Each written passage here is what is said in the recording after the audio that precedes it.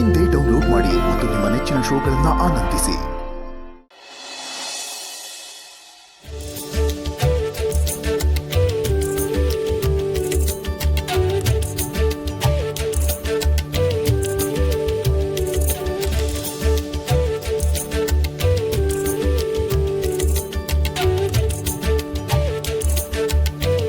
ಚಂದನ, sir. ಅಪ್ಪನಿಗೆ ಗಂಜಿ ತಿನ್ನಿಸ್ತಾ ಇದೆಯಾ? ಹಾಂ ಸರ್. ನೀನು ತಿಂಡಿ ತಿಂದೆಯಮ್ಮ? ಇಲ್ಲ, ತಾತಂದು ಆಗ್ಬಿಡ್ಲಿ, ಆಮೇಲೆ ಮಾಡ್ತೀನಿ. ಚಂದನ, ನೀನು ಈ ಮನೆಗೆ ಬಂದಾಗ್ಲಿಂದಲೂ ನಮ್ಮ ತಂದೆನ ಎಷ್ಟು ಚೆನ್ನಾಗಿ ಆರೈಕೆ ಮಾಡ್ತಿದ್ಯಾ. ಇವರು ಈ ಸ್ಥಿತಿಲಿದ್ರೂ ಸ್ವಲ್ಪನೂ ಬೇಜಾರು ಮಾಡ್ಕೊಳ್ದಲೆ ಎಷ್ಟು ಚೆನ್ನಾಗಿ ಕಾಳಜಿ ಮಾಡ್ತಿದ್ಯಾ. ಇದನ್ನೆಲ್ಲ ನೋಡ್ತಾ ಇದ್ರೆ ತುಂಬ ಖುಷಿ ಆಗುತ್ತಮ್ಮ. ಅಯ್ಯೋ, ಇದು ನನ್ನ ಕರ್ತವ್ಯ ಅಲ್ವಾ? ದೊಡ್ಡವ್ರನ್ನ ಹೇಗೆ ನೋಡ್ಕೋಬೇಕು, ಅವ್ರಿಗೆ ಹೇಗೆ ಗೌರವ ಕೊಡಬೇಕು ಅಂತ ಅಪ್ಪ ಅಮ್ಮ ಹೇಳ್ಕೊಟ್ಟಿದ್ದಾರೆ ನನಗೆ. ನಿಮ್ಮ ತಂದೆ ತಾಯಿ ತುಂಬ ಒಳ್ಳೆಯವರು ಅಂತ ಕಾಣುತ್ತೆ.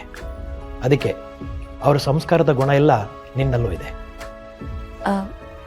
ಸರ್, ತಾತನ ಪರಿಸ್ಥಿತಿ ಬಗ್ಗೆ ನೀವೇನೂ ಅನ್ಕೊಳ್ಳಲ್ಲ ಅಂದರೆ ನಾನು ಏನಾದರೂ ಒಂದು ಕೇಳ್ಬೋದಾ? ಕೇಳಮ್ಮ. ಇವಾಗಂತೂ ಎಷ್ಟೋ ದೊಡ್ಡ ದೊಡ್ಡ ಆಸ್ಪತ್ರೆಗಳಿವೆ, ಎಂತೆಂಥ ದೊಡ್ಡ ರೋಗಗಳಿಗೇನೆ ಮೆಡಿಸಿನ್ ಕಂಡು ಹಿಡ್ತಿದ್ದಾರೆ. ಆದರೆ ಇವ್ರು ಅವತ್ತು ಹೇಗಿದ್ದಾರೋ ಇವತ್ತು ಅದೇ ಸ್ಥಿತಿಯಲ್ಲಿದ್ದಾರೆ. ನೀವು ಯಾಕೆ ಅವ್ರಿಗೆ ಎಲ್ಲರೂ ದೊಡ್ಡ ಆಸ್ಪತ್ರೆಯಲ್ಲಿ ಚಿಕಿತ್ಸೆ ಕೊಡಿಸ್ಲಿಲ್ಲ? ನನಗನ್ಸುತ್ತೆ ಅವ್ರಿಗೆ ಒಳ್ಳೆ ಟ್ರೀಟ್ಮೆಂಟ್ ಕೊಟ್ಟರೆ ಬೇಗ ಮೊದಲಿನ ಥರ ಆಗ್ತಾರೆ ಅಂತ.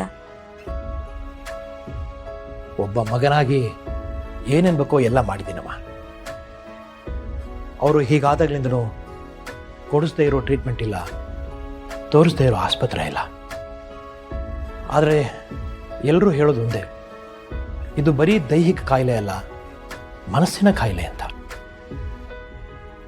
ಅವ್ರ ಮನಸ್ಸಲ್ಲಿ ಏನೋ ಒಂದು ಕೊರಗಿರೋದ್ರಿಂದ ಅವರು ಯಾವುದೇ ಟ್ರೀಟ್ಮೆಂಟ್ಗೆ ಸ್ಪಂದಿಸ್ತಾ ಇಲ್ಲ ಅಂತ.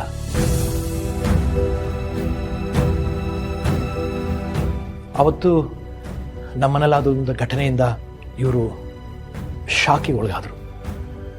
ಅವತ್ತಿಂದ ಹೀಗಾಗಿದ್ದಾರಮ್ಮ. ನನ್ನ ತಂಗಿ ಬಗ್ಗೆ ಅವತ್ತೇ ನಿನಗೆ ಹೇಳಿದ್ದೆ.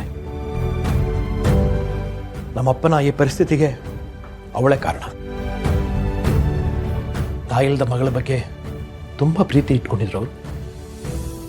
ಮಗಳು ಅಂದರೆ ಪಂಚ ಪ್ರಾಣ ಅವ್ರಿಗೆ.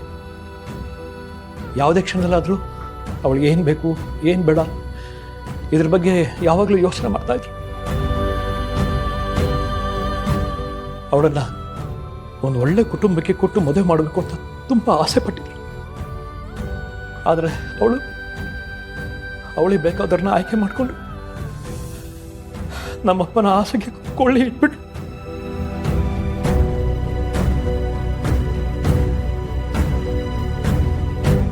ಅವತ್ತು ಅವಳು ಮಾಡಿದ ತಪ್ಪಿಗೆ